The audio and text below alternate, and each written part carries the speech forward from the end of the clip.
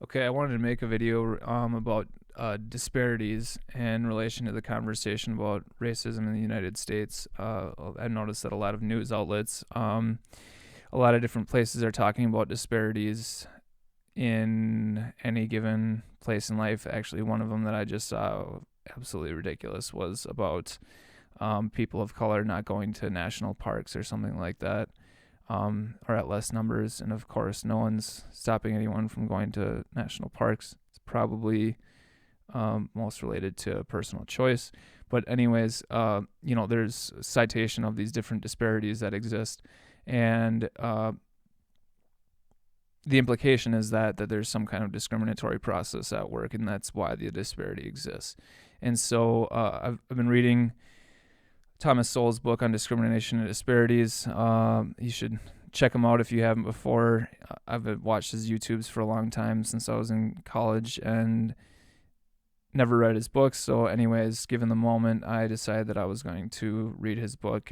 It's called, again, Discrimination and Disparities. And I wanted to go through his arguments for it, which I do agree with, and I think there's pretty overwhelming evidence for. And that is that, number one, that disparities are the rule as opposed to the exception to the rule in human affairs and in nature. That is that disparities arise in all different forms, and that disparities in outcomes of certain endeavors, for example, socioeconomic status, would be expected, and that's not something that you would actually. It would be surprising to see equal outcomes, and that this isn't a surprise. Also, that the existence of a disparity in and of itself is not any type of evidence for a discriminatory process. So that, and I think that's going on in our news cycle right now, and it's also an unscientific assumption. There's nothing scientific about it in any type of social science. If you were to find a disparity if you were to find a disparity between any two groups of people or two groups of animals, organisms, whatever it is, you would have to look for more factors and try and figure out what is predicting this. And then based on finding out what predicts this, you could say, well, this is probably the cause. This is probably most likely why we're seeing the disparity. But you have to control and figure out which factors are leading to it first. You wouldn't just say, because this disparity exists, we know something about the causation of why it is existing. Okay, so anyways, I wanted to read his preface to this book. I think it really applies to the moment right now, and also particularly speaks to disparities and why it's a fallacy to assume that the existence of one tells you something about the cause. Okay, so the first edition of this book addressed the seemingly invincible fallacy that statistical disparities in socioeconomic outcomes imply either biased treatment of the less fortunate or genetic deficiencies in the less fortunate. This edition takes on other widespread fallacies, including a non sequitur underlying the prevailing social vision of our time, namely that if individual economic benefits are not due solely to individual merit, there is justification for having politicians redistribute those benefits. Okay, so he's saying that there's an invincible fallacy that a disparity in, say, for example, socioeconomic outcomes implies that there's a biased treatment or some type of discrimination from one group to the next, and or that one group has a genetic deficiency or some type of biological deficiency they aren't able to do as well as the other groups, and that out of that fallacy, even though it's illogical for it to extend into this conclusion, and that conclusion being that if outcomes aren't determined 100% from individual merit, that people completely controlled and were responsible for those outcomes, that politicians should redistribute those benefits. So he's saying that out of those fallacies, for some reason, people come to the conclusion that the government should then equalize things because people didn't earn them completely on their own. So each fallacy seems plausible on the surface, but that is what makes it worthwhile to scrutinize both their premises and the underlying facts. Many other new issues are addressed in this edition in an international context as in the first edition, but these two fallacies seem to be at the heart of much, if not most, of the prevailing social vision, sometimes summarized as social justice. Disagreements about social issues in general seem to be not only inevitable, but even beneficial when opposing sides are forced to confront contrary arguments that might not have been considered before, and examine empirical evidence not confronted before. Neither side may have taken all factors into consideration, but having to cope with each other's different views may bring out considerations that neither side gave much thought to at the outset. Such searching re-examinations of opposing views have become all too rare in politics, in the media, and even in academia, where the proud claim was once made that we are here to teach you how to think, not what to think. Today, with whole academic departments devoted to promoting particular conclusions about social issues, it seems especially important that such re-examinations of conflicting views take place somewhere, lest we become a people easily stampeded by rhetoric, garnished with a few arbitrarily selected facts or numbers. And I feel like this really speaks to where we are right now. There's a lot of positivity, I guess I would say, to some of the topics that we're talking about. I don't want to get too much into what my opinions are on that. I want to stick to the topic of disparities here. But there is no doubt in my mind that some of these narratives, some of these ideas, one of them being disparities that I'm talking about here, they're going unchecked without critical thinking and just being assumed that it's some type of inherent truth that everyone should agree to, that there's no reason to talk about them or debate them because it's crystal clear. We don't need to talk about them. And that's just not true. There's when he talks about stampeded by rhetoric garnished with a few arbitrarily selected facts, there is a lot of that available and or being pushed, and I think it really speaks to the moment and why we need to talk more. We need to critically think about the ideas that are happening right now and be careful about where we go from here. The rest of his preface is some other kind of unrelated, but so I'm going to skip ahead to one of his examples that he uses to give evidence to his premise about disparities, why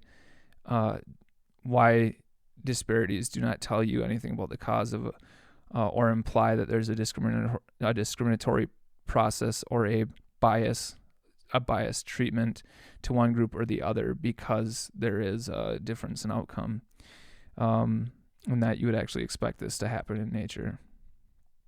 Okay, so he talks about a number of different cases.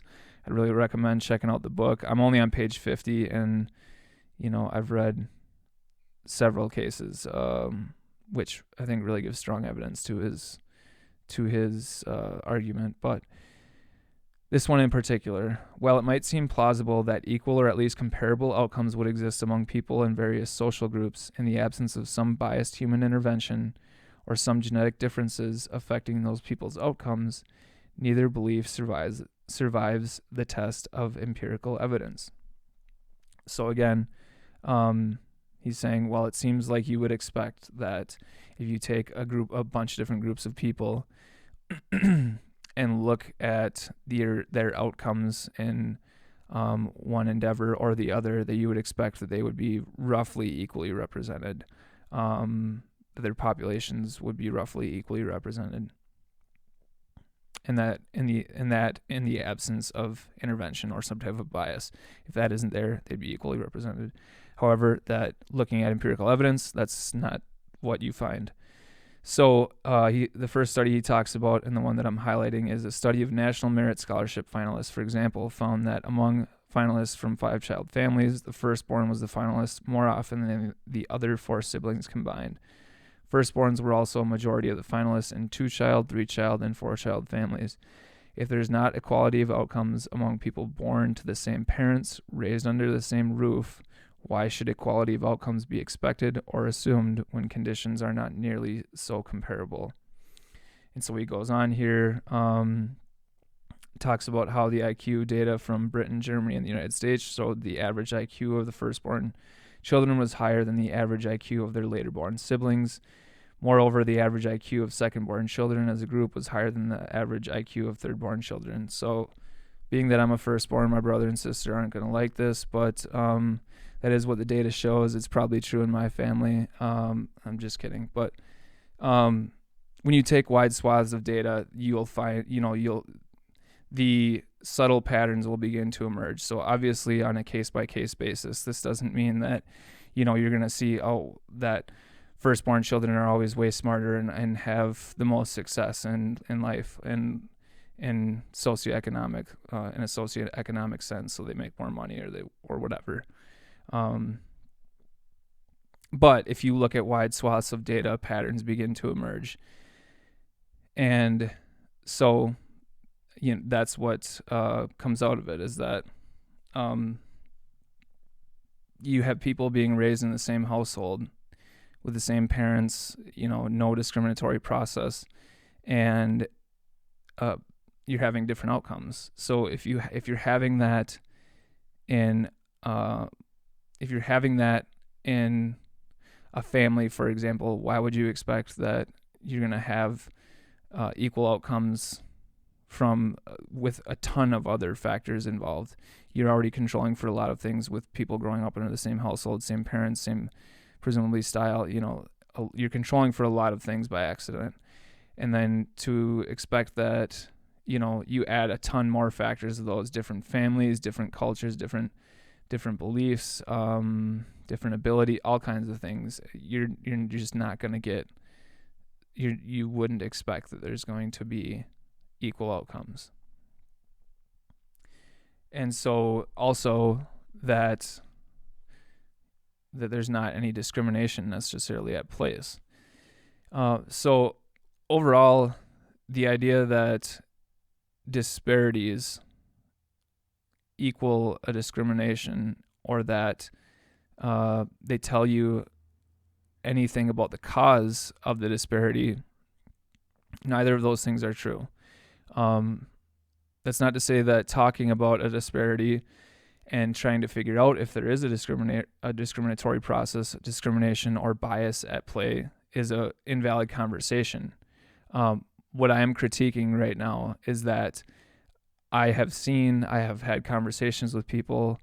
I have seen on social media and in the news that these disparities are cited, and the implication, maybe people aren't necessarily saying it out loud, but it's pretty clear what the implication is from it, and it's a suggestion that there's some type of discrimination or bias at play, and we need to be careful about that. And I'll say a quick piece on why we need to be careful about that. Is one, it's unscientific, like I said, and it's not really true.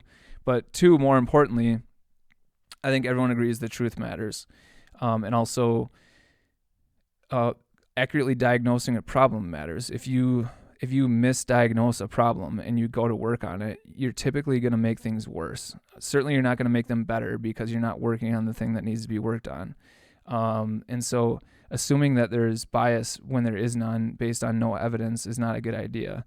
Again, that's not to say that that the conversation about whether there is a bias is at place is worth it, or is invalid, but we need to be avoiding these errors in thinking and just trying to push narratives that really have no basis to them.